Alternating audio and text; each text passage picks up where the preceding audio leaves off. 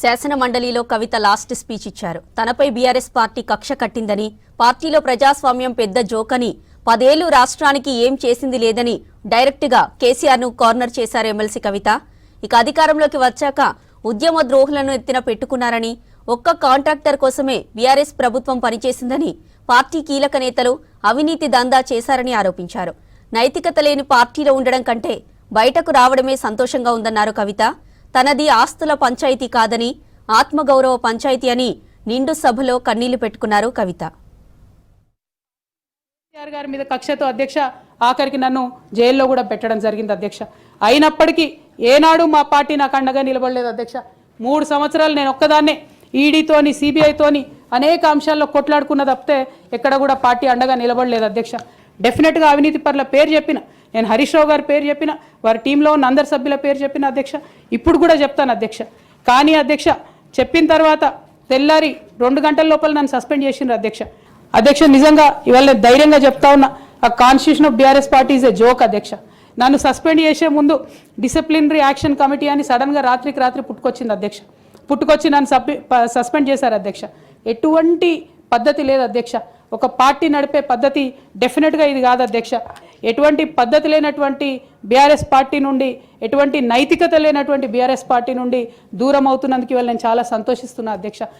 నా కుటుంబం, నా పార్టీ, నా రక్తం, నా చెమట, నేను 20 సంవత్సరాలు తెలంగాణ ఉద్యమం కోసం నేను పడ్డటువంటి శ్రమ, నేను చేసినటువంటి కష్టం గుర్తించకుండా ఒక చిన్న ఉరిదీసేవాడిని కూడా అడుగుతారు అధ్యక్ష. ఈ దేశంలో అంత మంచి దేశం మనది, అయినా కూడా సస్పెండ్ చేశారంటే చాలా సంతోషిస్తున్నా అధ్యక్ష. ఇవాళ నేను కేసీఆర్ గారి దగ్గర మాట్లాడే ధైర్యం నాకు ఒక్కదానికే ఉంది కాబట్టి అధ్యక్ష ఈ అన్ని అంశాలు నేను ఎప్పటికప్పుడు అడుగుతూ వెళ్ళినా అధ్యక్ష.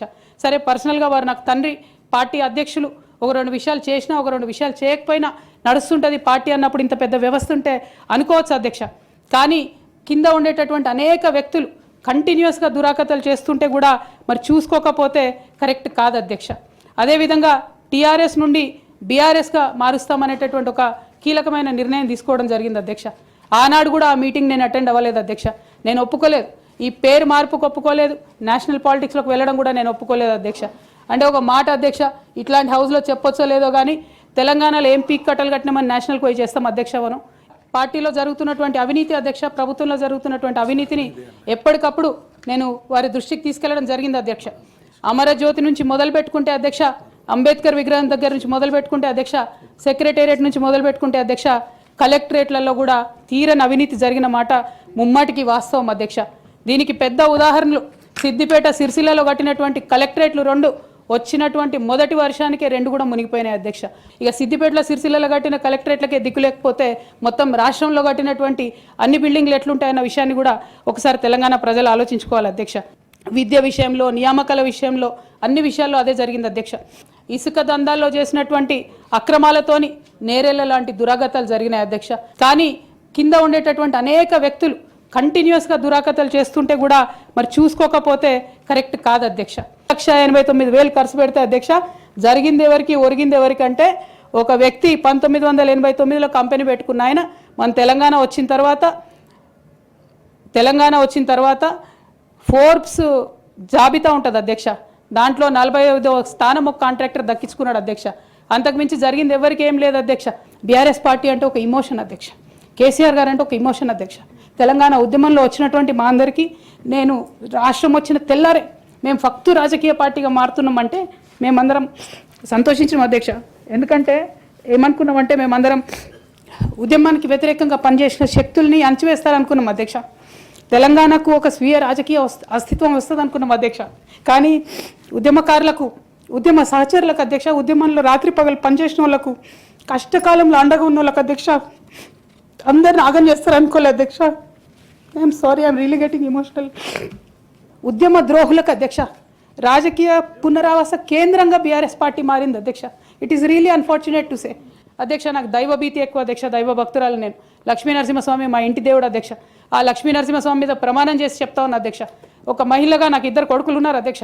వాళ్ళిద్దరి మీద ప్రమాణం చేసి చెప్తా ఉన్నాను, నాది ఆస్తుల పంచాయతీ కాదు అధ్యక్ష, నాది ఆత్మగౌరవం పంచాయతీ. నేను ఏ విషయమైనా, ఉద్యమకారుల విషయమైనా, బీసీల విషయమైనా, మహిళల విషయమైనా ఏదైనా నిలదీసి అడిగినా అధ్యక్ష, రేపు కూడా అడుగుతా అధ్యక్ష.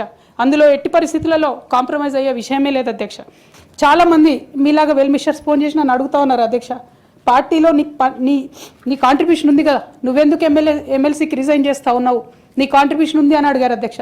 కానీ అధ్యక్ష, ఆ పార్టీలో నైతికత లేనటువంటి ఆ పార్టీలో ఉండి ఆ పార్టీ ద్వారా వచ్చిన ఎమ్మెల్సీలో ఉంటే అధ్యక్ష, ఓటి కుండలో నీళ్ళు పోసినట్టు అవుతుంది అధ్యక్ష. ఎన్ని నీళ్ళు పోసినా దానికి ఏం నైతికత ఉండదు అధ్యక్ష.